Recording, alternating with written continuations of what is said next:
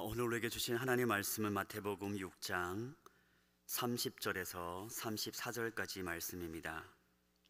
신약성경 7면쯤에 있는 마태복음 6장 30절에서 34절까지 말씀 봉독하도록 하겠습니다. 오늘 있다가 내일 아궁이에 던져지는 들풀도 하나님이 이렇게 입히시거든 하물며 너희일까 보냐. 믿음이 작은 자들아, 그러므로 염려하여 이르기를 무엇을 먹을까 무엇을 마실까 무엇을 입을까 하지 말라. 이는 다 이방인들이 구하는 것이라. 너희 하늘 아버지께서 이 모든 것이 너희에게 있어야 할 줄을 아시느니라. 그런즉 너희는 먼저 그의 나라와 그의 의를 구하라. 그리하면 이 모든 것을 너희에게 더하시리라. 그러므로 내일 일을 위하여 염려하지 말라. 내일 일은 내일이 염려할 것이요 한날의 괴로움은 그날로 족하니라. 아멘. 오늘 우리에게 말씀을 전해주실 강도사님은 현재 고등부를 섬기고 있는 김태환 강도사님이십니다. 올 가을 노회 때에 우리 교회 세 분 강도사님이 강도사 인허를 받으셨습니다. 신영근 강도사님, 김태환 강도사님, 그리고 중등부를 섬기고 있는 최상용 전도사님이십니다. 김태환 강도사님 처음으로 이 강단에서 설교하실 때에 여러분께서 큰 박수로 맞이해 주시고 격려해 주시면 감사하겠습니다. 네.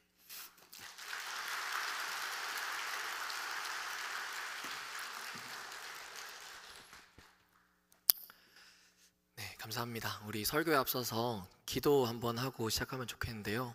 함께 마음을 모아서 같이 기도해 주시지 않겠습니까? 제가 한번 기도하고 말씀 듣도록 하겠습니다. 살아계신 하나님 아버지, 이 오후에도 우리 주님께서 우리에게 말씀하실 것들을 듣기 원합니다.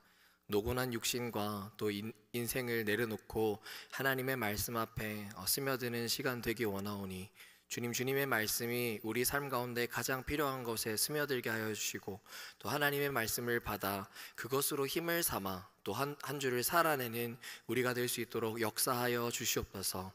하나님 또한 바라옵기는 성령께서 말씀을 전하는 자의 입술과 또 말씀을 듣는 자들의 귀를 주관하시기를 원합니다. 성령께서 말하게 하시는 것들을 말하게 하시고 성령께서 듣게 하시는 것들을 듣는 귀한 시간 될 수 있도록 함께하여 주시옵소서. 지금도 살아서 역사하시는 우리 주 예수 그리스도의 이름으로 드렸습니다. 아멘. 강도사를 잘하게 하는 것은 성도님들의 기도입니다. 인허식을 받으면서 그런 생각들이 많이 들었어요. 전도사 시절 때에도 많은 성도님들의 기도가 나를 잘하게 했는데, 앞으로 목회의 여정을 계속해서 걸어갈 때에도 성도님들의 기도가 많이 필요하겠다라는 생각이 듭니다. 저는 믿지 않는 가정에서 신앙생활을 하다 보니까 믿는 부모님들이 있는 친구들이 되게 부럽더라고요. 근데 하나님이 저에게 눈을 좀 돌려서, 태어나 너 주변에는 너를 위해 기도해주는 많은 영적인 부모님들이 있지 않니? 이렇게 말씀해 주셨습니다. 여러분들께 부탁드리고 싶은 것은 저를 뿐만 아니라 우리 또 교회를 섬겨주시는 많은 강도사님, 부교육자분들이 다른 것 아니라 성도님들의 기도로 자라간다는 걸 여러분께서 꼭 기억해 주시고 많이 기도해 주시면 감사하겠습니다. 오늘 말씀 제목은요, 들꽃에게라는 제목입니다. 많은 분들이 설교의 제목을 보고 뭐야, 편지야? 이렇게 생각하시는 분들도 있을 것 같은데요, 하나님께서 저에게 그런 것들을 좀 많이 물어보시더라고요. 제가 이제 하나님께 기도를 했는데, 하나님, 이 어린 풋내기 전도사, 이제 곧 강도사가 된 이 풋내기 강도사가 인생의 모든 여정을 하나님과 함께 동행해 오신 성도님들께 무엇을 나눌 수 있고 무엇을 가르칠 수 있겠습니까? 하나님, 저 어떻게 하죠? 이렇게 기도하니까 하나님이, 태연아, 너가 하고 싶은 말 하는 거 아니라 그냥 내가 늘 말해오던 거 너는 말하는 거야, 이런 마음을 좀 주셨습니다. 그래서요, 오늘 설교 말씀들이 하나님께서 여러분들에게 편지처럼 써서 전해지는 하나님의 편지의 마음이 아닐까, 그런 마음으로 말씀을 전해보고 싶어서 이 말씀의 제목을 삼았습니다. 먼저 사진을 좀 하나 보았으면 좋겠는데요. 제가 이제 여기 교회 근처 정화여고가 있는 그 길을 걸어가는 걸 좋아하는데요, 그 길을 걸어가다가 보게 된 들꽃입니다. 아무도 봐주지 않는 자리, 펜스 옆 자리에 들꽃이 가지런히 피어 있더라고요. 근데 그 피어 있는 들꽃들을 보니까 제가 오예배에 나와 있는 많은 성도님들의 모습이 들꽃과 같지 않은가라는 생각을 해보았습니다.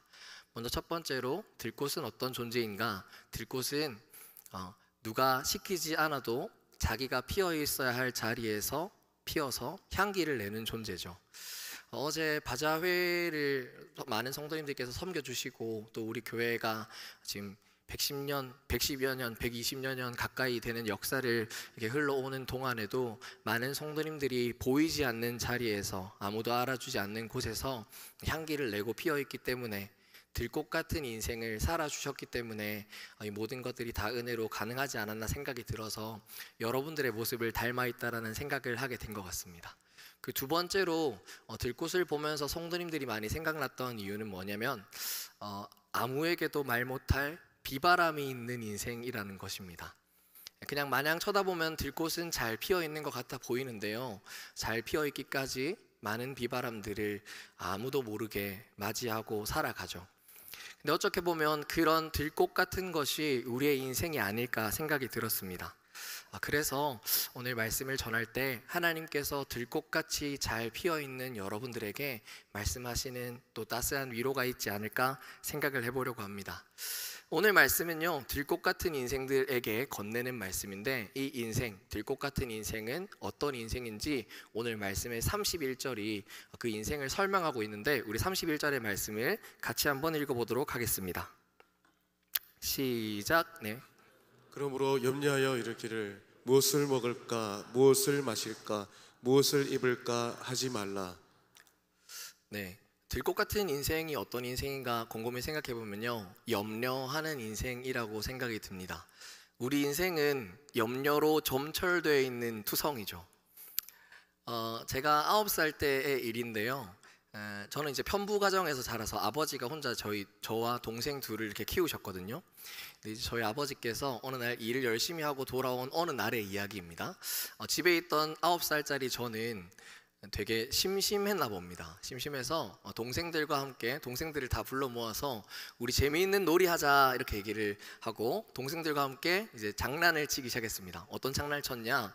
우리 굿윌 스토어 사역과 비슷하게 시장놀이를 하기로 마음을 먹었습니다. 그리고 집 안에 있는 옷장 문을 싹 다 열고요, 안에 있는 옷가지들을 하나하나씩 다 꺼내서 속옷부터 양말, 겉옷, 아우터 뿐만 아니라 아버지가 따로 정리해 놓았던 계절이 다른 옷까지 다 꺼내놓고 입을 가지들까지 싹 풀어놓았습니다.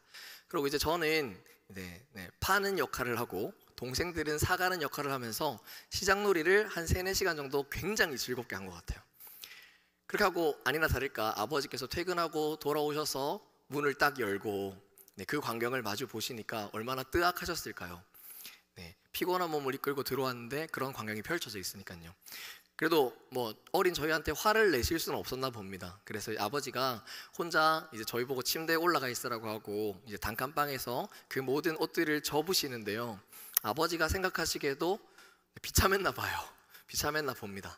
그래서 아버지가 옷을 개시면서 한숨을 하고 쉬시는 거예요. 근데 저는 그런 아버지에게 9살짜리 제가 좀 위로가 되고 싶었나 봅니다. 그래서 위로의 말을 뭘 건넬까 고민을 하다가 아버지에게 이렇게 말씀을 드렸어요. 아빠, 인생이 원래 다 그래. 저희 아버지가 깔깔깔깔 웃으셨는데요, 저는 그때 그 아버지의 웃음이 행복해서 웃는 건 줄 알았는데 후일담을 들어보니까 한 대 때리고 싶었다고 얘기를 하시더라고요. 여러분, 인생이 이와 같지 않습니까? 아무 일도 없이 오늘도 변함없을 거라 생각하고 현관문을 열었는데 그 시장놀이 하는 옷가지가 펼쳐져 있는 것처럼 우리 인생의 염려는 이렇게 불시에 다가오기도 합니다. 그것이 우리의 인생이라 할 수 있죠. 우리 인생은 이렇게 염려가 늘 도사리고 있고 염려가 항상 있는 일들입니다. 한숨 쉴 만한 일들은 불시에 일어나기 십상인 인생이라는 말입니다. 그렇다면 이 염려는 무엇으로부터 비롯될까요? 오늘 말씀 속에 이 염려가 어디로부터 뿌리하고 있는 건지에 대한 설명도 하고 있는데, 오늘 말씀 다시 한번 31절의 말씀을 다시 한번 읽어보도록 하겠습니다. 시작. 그러므로 염려하여 이르기를 무엇을 먹을까, 무엇을 마실까, 무엇을 입을까 하지 말라. 자, 여기 보면요, 무엇을 먹을까, 무엇을 마실까, 무엇을 입을까 하지 말라라고 얘기합니다. 우리가 겪고 있는 대부분의 염려들은 무엇으로부터 비롯되느냐? 무엇을 먹을까? 무엇을 마실까? 무엇을 입을까 하는 것들로부터 비롯된다는 것입니다. 그렇다면 이 먹을까, 마실까, 입을까는 다른 말로 하면 무엇일까요? 바로 우리 눈앞에 보이는 현실입니다. 눈앞에 보이는 것들을 보니 무엇을 먹을지 고민이고, 눈앞에 보이는 현실을 보니 무엇을 마실까, 입을까가 고민입니다. 대부분의 염려는 사실 눈앞에 보이는 현실로부터 비롯됩니다. 제가 고등부를 섬기고 있는데요, 그리고 고등부와 어머니 기도회를 섬기고 있는데 하나님이 되게 은혜로 이 두 가지 부서를 섬기게 해주셨다는 생각이 듭니다. 고등부 학부모님들 그리고 기도하는 많은 어머니들을 만나 뵙게 되면서 우리 수성구라는 지역을 조금씩 이해해가고 있는데요, 제가 생각할 때 수성구는 굉장히 특이한 지역이라고 생각이 듭니다. 왜냐? 여기는 이제 전국에서도 학업과 관련된 정보가 굉장히 빨리 교류되는 지역입니다. 학부모님들이 설명회 혹은 입시와 관련된 정보가 있다면 두 손 두 발 다 내팽개치고 가장 먼저 들으러 가시죠. 근데 신기한 점은 마음속에 있는 입시에 대한 불안, 내 자녀를 위한 걱정 때문에 참여한 그 정보를 얻기 위한 입시 설명회에서 불안만 더 늘어서 돌아오십니다. 우리 아이들을 위한 정보가 생각보다 많아지고 있는데요, 많아지면 질수록 불안이 더 많아집니다. 이게 비단 수성구의 문제뿐만 아니라 우리 삶의 문제입니다. 우리는 우리 삶에 보여지는 것들을 계속 쳐다보면서 염려들을 증식시켜가는 인생을 살고 있습니다. 염려는 눈앞에 있는 현실로부터 비롯됩니다. 눈앞에 있는 현실만 끊임없이 바라보고 있으면 염려가 계속해서 묵상되기 마련입니다. 그리고 이 염려를 우리가 계속 묵상하다 보면요, 염려는 자라나기 시작합니다. 이처럼 눈앞에 보이는 염려를 묵상하고 생각하다 보면 염려가 자라게 됩니다. 여기서 우리가 알 수 있는 것은 무엇이냐? 염려의 문제는 시선의 문제라는 것입니다. 아마 제 생각에는 예수님도 이 문제임을 정확하게 아셨나 봅니다. 오늘 말씀 30절에서도요, 염려와 시선이 관련되어 있다는 걸 나타내주고 있는데, 오늘 말씀의 30절을 같이 한번 읽어보도록 하겠습니다. 시작. 오늘 있다가 내일 아궁이에 던져지는 들풀도 하나님이 이렇게 입히시거든 하물며 너희일까 보냐 믿음이 작은 자들아. 간단하게 이 말씀을 보면요, 말씀을 띄워놔 주시면 좋겠습니다. 말씀을 잘 보시면 예수님이 단순히 믿음이 작은 자들아 하고 지적하는 말씀처럼 보입니다. 그런데 예수님이 그 믿음이 작다라고 말하는 근거가 무엇이냐? 들풀을 보고 하나님을 보지 못한다 라는 문제 때문에 그들의 믿음을 지적하는 것입니다. 이것을 통해 우리가 알 수 있는 것은 무엇이냐? 염려의 문제는 시선의 문제라는 것입니다. 어떤 사람은 들풀을 보고 들풀로만 봅니다. 눈에 보이는 현실을 현실로만 직시하는 것입니다. 이게 잘못된 것은 아닙니다. 시선은 그대로이기 때문이죠. 그러나 예수님께서 지적하고 있는 믿음의 문제는 무엇이냐? 너희가 믿음을 가지고 있다고 하면서 왜 믿음의 눈으로 바라보지 못하느냐고 지적하시는 것입니다. 염려는 시선의 문제입니다. 우리가 현실을 바라보고 우리 앞에 놓여 있는 상황들, 무엇을 먹을까 마실까 입을까 고민하고 있는 그 상황들을 바라볼 때 그것만 바라본다면 염려로 끝나는 인생이 됩니다. 그러나 그 현실을 하나님께서 함께하고 계시는구나 라고 바라보게 된다면 우리의 염려는 염려가 더 이상 아닌 것이 되게 됩니다.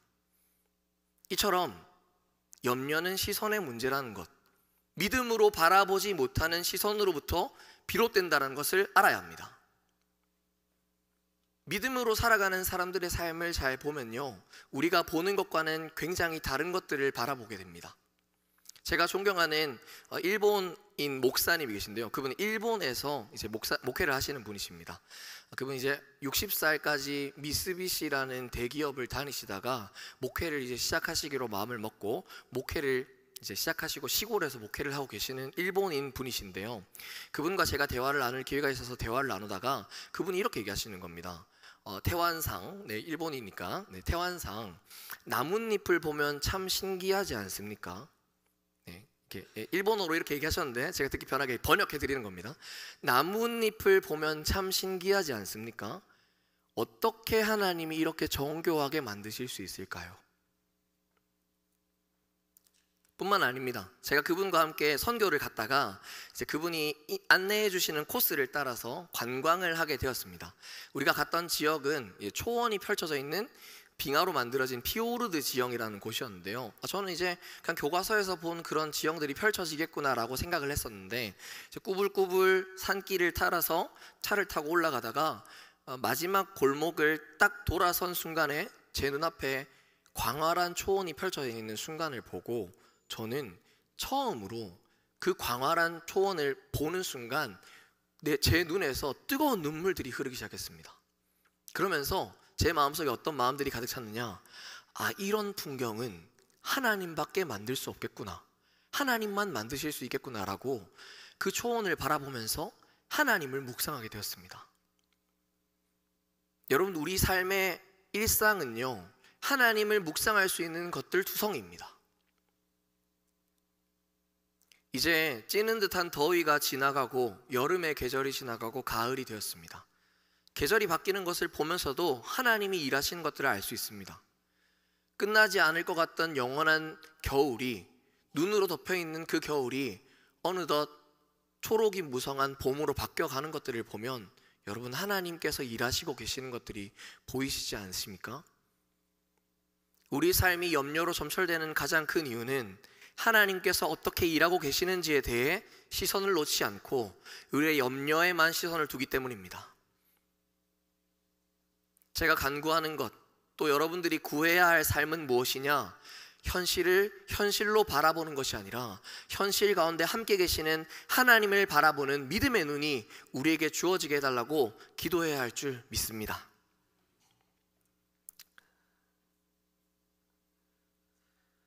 또한 예수님께서는 32절에서 이렇게 말씀하십니다. 우리 32절의 말씀을 다 같이 한번 읽어보도록 하겠습니다. 시작. 이는 다 이방인들이 구하는 것이라 너희 하늘 아버지께서 이 모든 것이 너희에게 있어야 할 줄을 아시느니라. 우리 인생이 염려로 가득한 인생이라고 하였습니다. 그렇다면 그 염려를 우리가 극복해내고 또 통과해낼 수 있는 방법은 무엇일까요? 최근에 이제 한강 작가가 노벨 문학상을 탔는데요. 이제 인터뷰를 하는 내용들을 들어보니 이런 얘기들을 하더라고요. 자기가 좋아하는 말이 있는데, 살찐 낙관보다는 가냘픈 희망이 필요하다라는 얘기를 했습니다. 들으니까 묵상이 많이 되더라고요. 나는 낙관만 무작정 하고 있는 인생인가? 혹은 내 삶 속에서 신락 같은 희망을 찾는 인생인가? 라고 돌아보게도 되었습니다. 근데 여러분, 염려를 극복해 나가는 것이 과연 그 가냘픈 희망을 찾아내는 것으로 가능하겠습니까? 그것은 세상 사람들이 추구하는 것과 다르지 않습니다.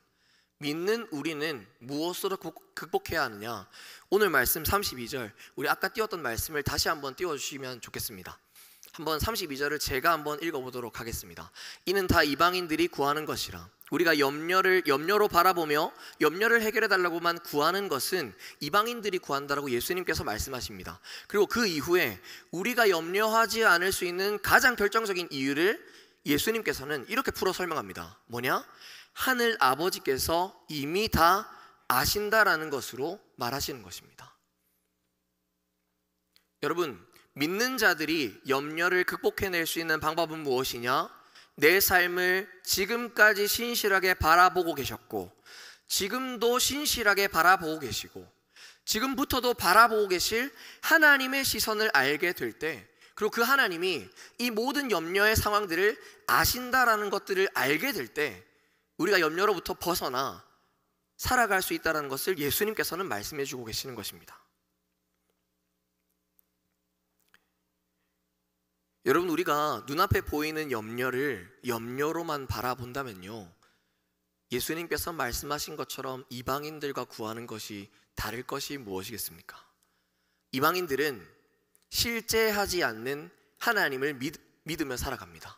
그들이 만들어낸 신들을 믿으며 살아가는 거죠. 그러다 보니까 염려를 그 존재하지 않는 신에게 끊임없이 아랜다 하더라도 해결될 수 없는 문제 속에 살아갑니다. 그러나 여러분, 우리의 삶은 그런 인생입니까? 결코 그렇지 않습니다. 하나님 한 분, 실존하시는 하나님 앞에 우리는 우리의 염려를 아랠 수 있는 존재이고, 또한 그 하나님은 우리보다도 우리의 염려를 더 잘 아시는 분이십니다. 사랑하는 성도 여러분, 사랑하는 들꽃 같은 성도 여러분, 부디 여러분의 삶에서 시선을 모든 것을 알고 계시는 하나님께 두시기를 바랍니다. 기도할 때마다 나의 생각과 나의 판단으로 이 염려를 어떻게 해결하면 좋을까? 나의 생각과 나의 판단으로 하나님 이렇게 해결해 주시면 좋겠다라고 결정하는 인생이 아니라 기도할 때마다 이미 나보다 더 잘 알고 계신다라는 하나님의 그 안다라는 음성을 듣게 되시는 여러분 되시기를 예수님의 이름으로 축복합니다. 하나님께서 우리를 아신다라는 건 어떤 관점으로 아시는 걸 생각할까요? 의미할까요? 제가 한 번은 이마트에 간 적이 있습니다. 이마트에 간 적이 있는데 제가 아직 결혼을 하지 않고 자녀가 없어서 그런 시선을 가지게 되었는지도 모르겠는데 이마트 신선식품 코너들을 이게 거닐고 있었습니다. 살 것들이 필요해서 거닐고 있었는데 이제 신선식품 코너의 특징은 뭐냐면 다른 코너보다 조금 더 온도가 낮다라는 점입니다. 왜냐? 신선함을 유지해야 하기 때문이죠. 아무튼 그렇게 온도가 조금 낮은 신선식품 코너를 거닐고 있는데 유모차에 탄 아기와 엄마가 다가오는 겁니다. 그래서 엄마가 우유를 고르고 있고요. 저는 그 광경을 지켜보고 있었습니다. 근데 유모차에 타고 있는 아기가, 제가 조금 연기를 한번 해보겠습니다. 유모차에서 잠이 들어있는데 이렇게 움찔거리고 있는 겁니다. 아마 추워서 그런 것 같아요. 그래서 제가 여러분들이 방금 웃으셨던 것처럼 너무 그 아이가 귀여워서 웃으면서 어머니에게 톡톡톡 이렇게 애 추워하는 것 같다고 얘기하는데 어머니가 갑자기 화들짝 놀라시면서 괜찮아? 추워? 라고 얘기하시면서 어느 것이라도 다 해서 덮을 것이 없나 찾아보시는 것이었습니다. 엄마의 시선과 타인의 시선이 다름을 제가 이렇게 좀 깨닫게 되었습니다. 여러분, 근데 하물며 하늘 아버지이신 하나님의 시선은 어떠시겠습니까? 우리가 우리 인생을 바라보면 방금 말한 그 아이를 제3자 입장에서 쳐다보는 저와 같은 시선일 수 있습니다. 아, 불쌍하네. 아, 힘들겠네. 그러나 우리를 가장 사랑하시는 하늘 아버지의 시선, 하나님의 시선은 그와 같지 않을 것입니다. 오히려 우리보다도 더 그 필요를 채워주고 싶어서, 그 염려를 해결해주고 싶어서 안달난 모습이 우리 하늘 아버지의 모습이 아닐까 생각을 해봅니다. 제가 아이를 키우진 않지만요, 아이를 키우는 친구들의 얘기를 많이 듣다 보니까 아이가 아프면요, 잠에 들어있는 아이가 끙 하는 소리만 낸다 하더라도 잠에서 깨서 아이를 챙긴다고 합니다. 여러분, 하나님께서 우리에게 부모라는 그 직책을 주시면서, 그 직분을 맡기면서 아이들을 돌볼 수 있도록, 그리고 아이들을 바라볼 수 있도록 하게 하신 가장 큰 이유는 하나님의 마음을 알려주시기 위함인 줄 믿습니다.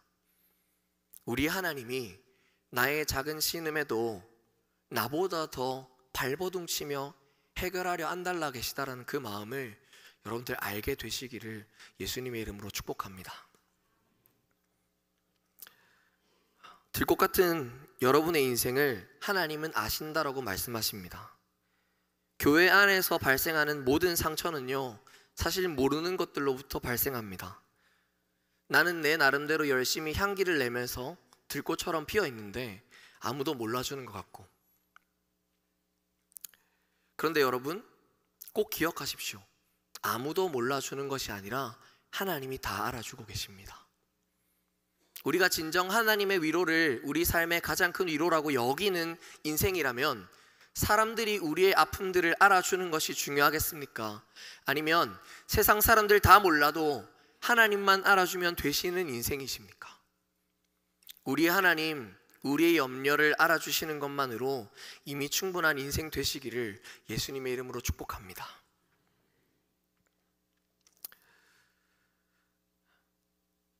일본의 작가 중에 이런 책 제목을 낸 작가가 있습니다. 제가 한번 책 제목을 한번 읽어 드릴게요. 걱정한다고 걱정이 없어지면 걱정이 없겠네. 되게 재밌는 책 제목이다라는 생각이 좀 들었습니다. 걱정한다고 걱정이 없어지면 걱정이 없겠네. 네. 여러분, 걱정은 묵상한다고 없어지고 염려는 묵상한다고 사라지는 것이 아니라 아시는 하나님, 또 내 삶을 바라보고 계시는 하나님의 시선을 알게 될 때 사라지는 것인 줄 믿습니다. 그렇다면 여러분, 염려가 사라진 인생이라면 어떨까요? 하나님이 아셔서 염려가 사라진 인생이 우리의 인생이라면 모든 것이 평안한 인생일까요? 결코 그렇지 않습니다. 염려가 없어지면 어떤 일이 발생하느냐? 이제 제가 고등부를 담당하고 있으니까 우리 친구들의 삶의 문제를 좀 보지 않습니까? 이게 특이한 게 지금의 고3 중에 반반이 나뉘어져 있습니다. 반은 수능을 준비하느라 고민인 친구들이 있고요. 반은 수시를 합격해서 이제 뭘 해야 하지? 라는 고민들에 또 빠져 있는 친구들이 있습니다. 여러분, 염려가 사라지고 나면 발생하는 것은 무엇이냐? 무엇을 할까의 문제입니다. 그 전까지는 염려로 인해 하나님을 구하고 하나님을 찾는 인생이었는데 염려가 사라지고 난 나의 인생은 이제 무엇을 해야 할지에 대한 고민이 생기는 것입니다. 그런데 그런 우리를 하나님께서 또 아신 것처럼 오늘 말씀에서 염려가 사라진 너는 이것을 구하며 살아야 돼 라는 것들을 말씀해 주시는데요, 오늘 말씀 33절에 답을 한번 찾아보시면서 말씀을 읽어보도록 하겠습니다. 시작. 그런즉 너희는 먼저 그의 나라와 그의 의를 구하라. 그리하면 이 모든 것을 너희에게 더하시리라. 염려가 사라진 인생 혹은 염려로 걱정하고 있는 인생에게 너는 그것보다 이것을 먼저 더 구해야 돼 라고 말씀하시는 것이 무엇입니까? 먼저 하나님의 나라와 뜻을 구하라 라고 말씀하시는 것입니다. 여러분, 하나님의 나라와 뜻은 다른 말로 표현하면 하늘의 것이라고 할 수 있습니다. 6장의 전반절에 보면, 혹 오늘 우리가 읽은 본문의 앞절에 보면 너희 보물을 땅에 쌓아두지 말고 하늘에 쌓아두라고 얘기하면서 하늘의 것을 구하라고 얘기하십니다. 하나님의 나라와 뜻을 구한다라는 건 다른 말로 하자면 하늘의 것을 구하며 살아가는 인생이라고 할 수 있습니다. 여러분, 이 말이 제가 개인적으로 다르게 번역을 해보면요, 어떤 번역이 되시는지 아십니까? 하나님의 나라와 의를 구하라라는 이 말을 제 개인의 해석으로 다르게 번역을 해보면요, 이런 번역이 됩니다. 진짜 인생을 생각해. 너희가 살게 될 진짜 인생을 생각하라는 말씀으로 변화되는 것입니다. 여러분, 성경은 우리의 인생을 끊임없이 나그네와 같은 인생, 그림자와 같은 인생이라고 얘기합니다. 제가 최근에 한 다큐멘터리를 보게 되었습니다. 젊은 나이에 저보다 한 3, 4살 정도밖에 차이가 나지 않는 분이신데 말기암에 걸려서 시한부 인생을 살고 있는 사람의 삶이었습니다. 그런데 여러분, 그가 병마와 싸우는 동안에 구하는 것이 무엇인지 아십니까? 이 땅에서 어떻게 잘 살아갈 수 있을 것인가, 이 땅에서 내가 어떤 인생을 살 것인가에 대해 구하는 것이 아니라 내가 이제 진짜 가게 될 하늘의 삶은 무엇인가를 바라보는 기도를 하는 것이었습니다. 여러분, 이 땅의 많은 것들은 우리의 눈을 현혹시켜 놓습니다. 마치 이 땅에서의 삶이 전부인 것처럼 생각하도록 우리를 현혹시킵니다. 그로 인해서 이 땅에서 살아가는 것이 진짜 인생인 양 살아가게 하는 삶 속에 우리를 머물게 합니다.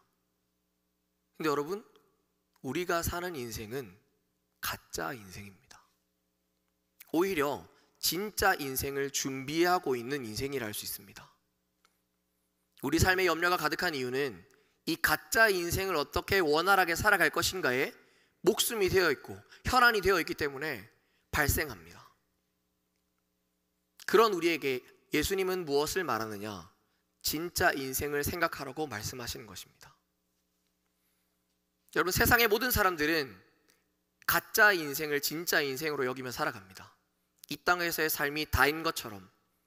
근데 여러분, 우리의 인생도 이 삶이 끝나고 나서 펼쳐질 그 영원한 하나님의 나라를 믿는 우리의 인생마저도, 이 땅의 것들에 혈안이 되어 있다면 우리가 무엇으로 그들에게 하나님 나라를 설명할 수 있겠습니까? 하나님의 나라를 구하라는 기도는 너가 진짜 가게 될 그 나라를 알게 해달라고 기도해.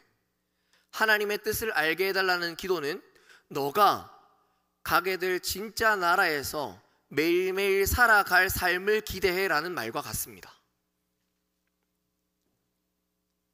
사랑하는 들풀 같은 성도 여러분, 가짜 인생에 목숨을 거는 것 아니라 진짜 인생에 목숨을 거는 인생 되시기를 축복합니다. 세상의 모든 사람들은 이 땅의 것이 진짜라고 얘기하며 살아가고 있는 자들에게 진짜 인생이 무엇인지 보여줄 수 있는 삶을 살아가시는 들꽃 같은 성도님들 되시기를 축복합니다. 말씀을 맺겠습니다. 결국 들꽃 같은 인생을 향해 하나님이 말씀하시는 것은 무엇입니까? 염려는 눈으로부터 비롯되는 거야. 그렇기 때문에 너의 눈을 염려에 두지 말고 그 염려를 통해 일하고 있는 나에게 두지 않겠니? 말씀하십니다. 그리고 그 모든 염려를 내가 알고 있으니 이미 알고 있는 나를 좀 믿어주지 않겠니? 내 마음을 알아주지 않겠니? 말씀하십니다. 더 나아가 염려로 점철된 너의 인생은 가짜 인생에 목매는 인생이 아니라 진짜를 구하며 살아가야 하는 인생이라고 하나님께서 말씀하십니다. 바라옵기는 눈에 보이는 것들에 매여서 살아가는 한 주가 아니라 눈에 보이지 않는 진짜 것에 하나님께서 이미 다 하신다라는 말씀 속에 내 눈앞에 보여져 있는 현실을 통해 하나님의 일하심을 바라보는 성도님들의 한 주 되시기를 우리 주님의 이름으로 축복합니다. 우리 시간 말씀을 생각하며 기도하고 마치도록 하겠습니다. 살아계신 하나님 아버지, 하나님께서는 우리의 모든 것을 아시는 분이십니다. 우리가 입술로만 하나님이 우리를 안다 고백하는 인생이 아니라 우리의 삶의 실존을 드려, 우리의 삶의 모든 것을 드려 하나님께서 우리를 아신다 믿어지는 한 주가 되게 하여 주시옵소서. 하나님, 우리 삶의 많은 염려들이 눈에 보여지는 것들로부터 비롯됨을 깨닫게 되었습니다. 하나님, 부디 간곡히 부탁드리오는 것은 이번 한 주의 삶을 긍휼히 여겨주셔서 눈에 보여지는 것에 매여있는 삶이 아니라 영원한 것을 바라보는 믿음의 눈을 여는 인생 되게 하여 주시옵소서. 또한 하나님, 이 땅에서의 삶을 살아갈 때 가짜 인생이 아니라 진정한 인생, 하늘의 것을 구하며 내가 가게 될 하나님 나라를 바라보며 그 하나님 나라에서 무엇을 구하며 살아야 할지 하나님의 뜻을 물어보는 인생 될 수 있도록 이번 한 주의 삶 가운데 함께하여 주시옵소서. 그렇게 신실하게 우리와 동행하시며 우리를 사랑으로 이끌어 주실 우리 주 예수 그리스도의 이름으로 기도했습니다. 아멘.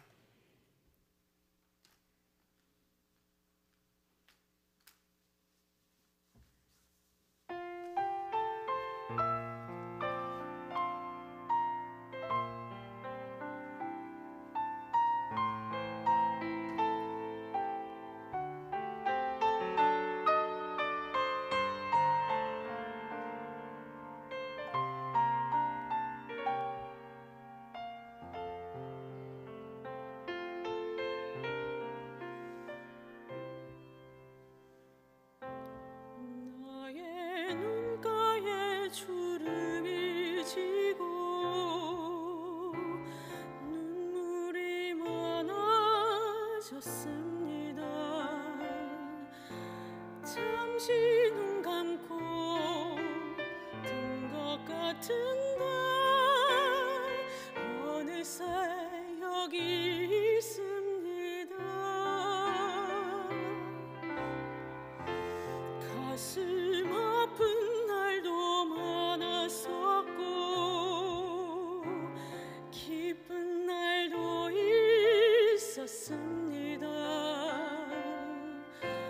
짧은 여정을 뒤돌아보니 하나님의 은혜입니다. 지금까지